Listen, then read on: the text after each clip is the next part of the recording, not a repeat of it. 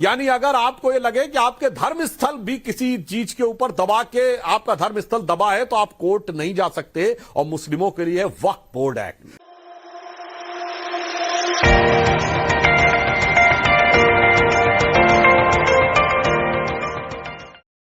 कि अगर वो क्लेम कर दें कि जमीन आपकी है तो भी आप कोर्ट नहीं जा सकते। देखिए कितना सुंदर न्याय किया है सेकुलर सरकारों ने कि अगर आपको लगे कि आपका धर्म स्थल दूसरे का है तो आप कोर्ट नहीं जा सकते, उन्हीं का माना जाएगा। और वो कह दे कि जमीन आपकी है तो भी आप कोर्ट नहीं जा सकते, वो उन्हीं की मानी जाएगी। और आपके लिए तो सन 47 का बार लगाया गया।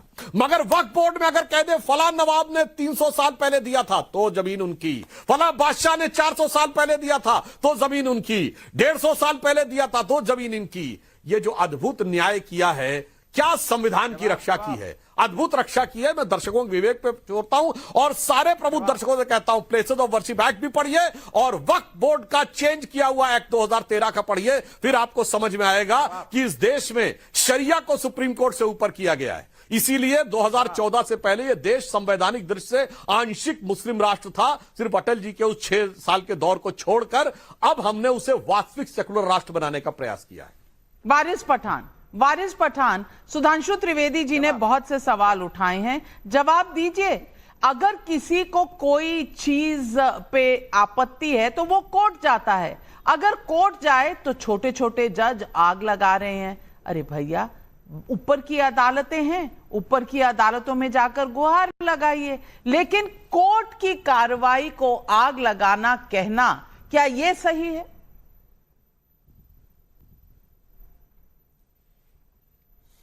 नविका जी, सुधांशु जी की मैंने बात सुना। सबसे पहले तो मैं सुधांशु जी से निवेदन करूंगा कि आप संविधान की तो बात करना ही छोड़ दीजिए। जिस चीज का आप पालन नहीं करते, जो संविधान हमको डॉक्टर बाबा साहेब अम्बेडकर ने दिया है, उस संविधान का तो आप पालन करते नहीं, उसकी तो धज्जियां उड़ाते, तो फिर उसकी दुहाई क्यों दे रहे हो आप? झूठी झूठी बात क्यों करते हो आप? आखिर उस संविधान को अगर हम मानते सुधांशु जी, तो आप तो राज्यसभा के मेंबर है, पार्लियामेंट के अंदर बैठते, उस संविधान की शपथ लेके आप गए। वहीं पर एक कानून पास हुआ था प्लेसेस ऑफ वर्शिप एक्ट, जिसका आपने जिक्र किया 1991 का। उसमें क्या लिखा था? 15 अगस्त 1947 तक के जितनी भी धार्मिक स्थल है उसका आप नेचर कैरेक्टर चेंज नहीं कर सकते। आप उन्हें सर्वे कर सकते हैं। अरे ओरल ऑब्जर्वेशन है जज का, पर सर्वे क्यों करना है आपको? आपकी मानसिकता क्या है, आपकी मंशा क्या है, आपका इंटेंशन क्या है सर्वे कराने का? अगर कल को वारिस पठान बोल देंगे सुधांशु जी के घर के नीचे कुछ है, मुझे वहां पे खुदाई करना है, अलाउड करेंगे? वारिस पठान बोल देंगे भाई किसी मंदिर के नीचे कुछ है, मुझे जाके वहां पे करना है, खुदाई करने देंगे आप? मानसिकता क्या, आपका मंशा क्या, ये तो पूरा देश जान गया। इसीलिए अभी आपने नविका जी इतनी बड़ी बात कर दी। 800 साल पुरानी अजमेर शरीफ की दरगाह ख्वाजा अजमेरी की, जहां पर मैं समझता हूं कि जवाहरलाल नेहरू जो पहले प्रधानमंत्री थे, वहां से लेकर आज के प्रधानमंत्री नरेंद्र मोदी तक जितने प्रधानमंत्री रहे, सबने वहां की मान्यता रखी, वहां पे सम्मान दिया, वहां पे चादरें चढ़ाई। मगर अब इनको लगता है कि वहां पे जाके नीचे खुदाई करना है इनको।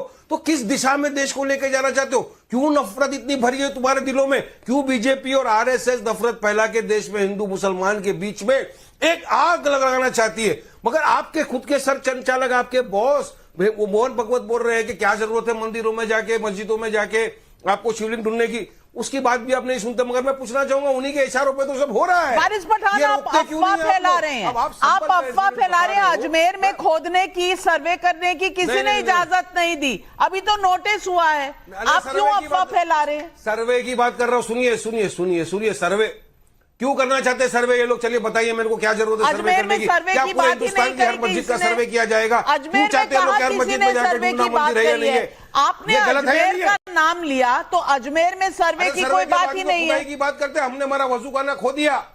अरे भाई साहब, अरे नविका जी, हमारा वजू खाना मथुरा की जो मस्जिद थी वो तो सील करवा दिया ना इन लोगों ने ये करके। तो फिर क्यों आए अपने प्लेसेस ऑफ वर्शिप में? बाबरी मस्जिद के जजमेंट के टाइम में हमने कहा था कि ये पंडोरास बॉक्स खोल देगा। इस तरह की अगर बातें चलती रही तो कोई फायदा नहीं होगा, पूरे देश के अंदर आग जनी मच जाएगी, हिंदू मुसलमानों के बीच में दरार पैदा हो जाएगी। और बीजेपी वही कर रही है, एक सोची समझी साजिश के तहत ये हो रहा है। आपने कहा वजू खाना खोया है, स्टेटस क्वो मेंटेन हुआ है, सुप्रीम कोर्ट ने स्टेटस क्वो दिया हुआ है, वहां वजू खाना ना किसी ने पाया है ना किसी ने खोया है। लेकिन वारिस पठान, दो अफवाह आपके ओपनिंग रिमार्क्स में, दो अफवाहें सामने निकल कर आई हैं। सुधांशु त्रिवेदी जी जवाब दीजिए, क्या एक के बाद एक मिथ्या फैलाई जा रही है। देखिए त्रिवेदी सक्षम है जवाब देने के लिए, अगर अफवाह है तो जवाब देंगे। देखिए कितनी मजेदार बात यह है कि एक वकील बोल रहा है। 4 बजे आपने अब बता रहा हूं वारिस पठान साहब, पता था कि ऑर्डर आपके फेवर में आएगा, 6:30 बजे आपने जाके सर्वे करवा दिया। आपने अपने टाइम पे बोलिए, बहुत हो गया साहब। आप फिर 24 तारीख एक तरफा तकरीर मत करिए, ये डिबेट हो रही है, सबको बोलने का मौका दीजिए। जी बोलिए सुधांशु जी। जान लेनी 6 मुसलमानों की। अब देखिए जवाब देता हूं। देखिए नाविका जी, लग ही नहीं रहा है कि एक वकील बोल रहा है। और देखिए लेफ्ट लिबरल सेकुलरिस्ट और रैशनलिस्ट जो हमेशा कहते थे सबूतों पे तय करो, वो कहते हैं अब सर्वे भी नहीं होना चाहिए।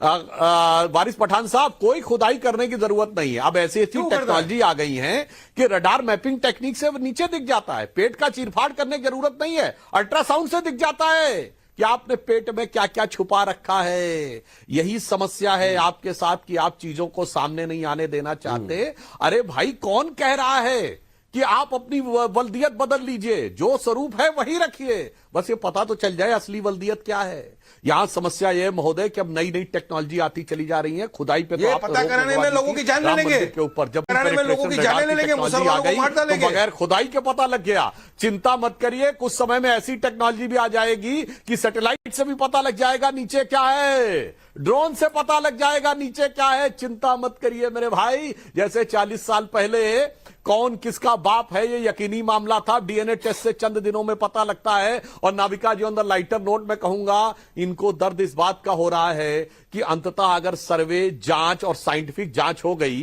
तो ऑन द लाइटर नोट कहता हूं, पुरानी फिल्म थी ना कि अमर अकबर एंथोनी, अमिताभ बच्चन और ऋषि कपूर और विनोद खन्ना जी की, आखिर में अमर अकबर एंथोनी तीनों का बाप किशन लाल ही निकला था। तो आखिर में इनको इस बात का डर है कि सब कुछ किशन लाल का ना निकल जाए, इसलिए पेट में दर्द हो रहा है। मेरे भाई, मैं तो ईमानदारी से कहना चाहता हूं, और बातें ऐसे नहीं कि कोई दावा कर देगा कि जाके मैं अब मंशा समझ में आई।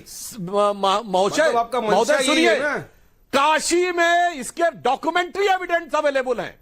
सुनिए, फतवाए आलमगीरी अब मैं हेरा फेरी पिक्चर की बात करता हूं आपके सामने। औरंगजेब के जमाने के की बात की ना, एक पिक्चर है कि हेरा फेरी। हेरा फेरी में क्या हुआ था? जो तेरा है वो मेरा है, जो मेरा है मेरा ही रहेगा। और उसके बाद उन गवर्नमेंट ऑर्डर्स का प्रूफ है, फिर बीच में डिस्टर्ब करने लगे। जैसे ही अनकंफर्टेबल फैक्ट आया, क्या करें, मजबूरी है, क्योंकि ये देश। अरे आपने हमारा अकबर एंथोनी की बात की, मैं हेरा फेरी की बात कर रहा हूं। तो बीजेपी मास्टर है मुसलमीन हेरा फेरी करने में। मजलिसे इत्तेहादुल मुसलमीन जो देश की सबसे सेकुलर पार्टी है, उसका प्रवक्ता लॉयर होकर यह कहता है ना किताब देखी जानी चाहिए, ना गवर्नमेंट ऑर्डर देखा जाना चाहिए, ना सबूत देखा जाना चाहिए, ना जांच होनी चाहिए, और उसके बाद जो है वो मान लिया जाना चाहिए। हम तो कह रहे हैं सिर्फ जांच हो जाने दो, काहे घबराते हो? मगर सुनिए, संविधान की बात कर रहा है, आसान नहीं होता की बात कर रहा है, मगर जो जो टेक्नोलॉजी आगे बढ़ती जा रही है, संविधान की शपथ लेकर बैठा हुआ चला जा रहा है। वो बोलता मैं नहीं मानूंगा प्लेसेस ऑफ वर्शिप एक्ट, वो बोलता मैं मेरी आस्था की बुनियाद पे काम करूंगा। शर्मनाक बात है। आपकी जो भी दलील है आप कोर्ट में रख सकते हैं वारिस पठान जी, पर आपने एक बात का जवाब नहीं दिया। वारिस पठान जी, सुधांशु त्रिवेदी जी ने एक बात उठाई थी, उसका जवाब आपने नहीं दिया। प्लेसेस ऑफ वर्शिप एक्ट में आपने 1947 का कट ऑफ डेट लगा दिया, लेकिन वक्फ बोर्ड तो कितने सेंचुरीज पुराना का भी लैंड ले सकता है, इसका जवाब दीजिए ना। सर्वोच्च न्यायालय के निर्णय के बाद वहां राम मंदिर है कि बाबरी मस्जिद है? बोलिए। गलत गलत गलत, ऐसा किसी का भी लैंड कोई नहीं ले सकता। जो जमीन है उसका गैजेट होता है, गैजेट के बाद वो जमीन को वक्फ डिक्लेयर किया जाता है, पेपर में एडवर्टाइजमेंट होता है, उसके बाद वो वक्फ होती है। यही तो आप लोग झूठा भरम फहरा फहरा के रोज रात को 8 बजे पब्लिक को गुमराह कर रहे हो। और हमारी वक्फ की जो जमीन है, हमारे मदरसे, मस्जिद है, हमारे ऑर्फनेज,